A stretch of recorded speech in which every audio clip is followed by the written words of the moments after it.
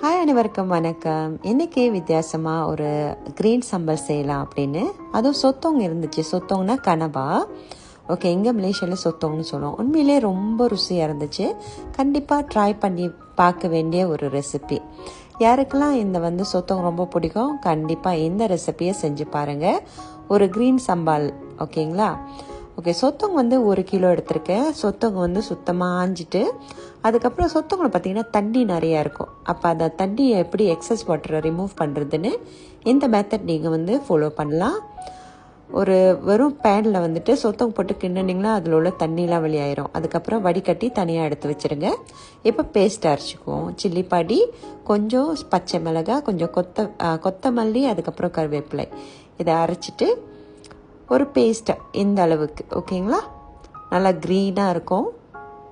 So அதுக்கப்புறம் எண்ணெய் சேர்த்து தக்காளி பழம், பண்டான் லீஃப், ஒரு லெமன் கிராஸ், இதெல்லாம் நல்லா வதக்கிட்டு அதுக்கப்புறம் வெங்காயம், இஞ்சி பூண்டு விழுது, இந்த கலவை நல்லா மிக்ஸ் பண்ணிவிட்டு தக்காளி பழம் நல்லா சாஃப்டாக வெந்ததுக்கப்புறம் நம்ம அந்த க்ரீன் பேஸ்ட்டை ஆட் பண்ணிடலாம்.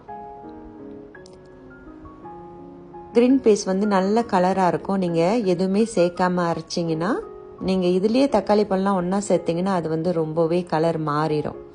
ஓகே, ஓரளவுக்கு நல்லா வெந்து வந்ததுக்கப்புறம் புளி, உப்பு, அதோட கொஞ்சோண்டு சீனி சேர்த்துக்குங்க. ப்ரௌன் சுகர் வேணால், அதுக்கப்புறம் கலர் மாறிடும். நீங்கள் வெள்ளை சீனியே சேர்த்துக்கலாம். அதுக்கப்புறம் நல்லா வெந்து வந்ததுக்கப்புறம் நம்ம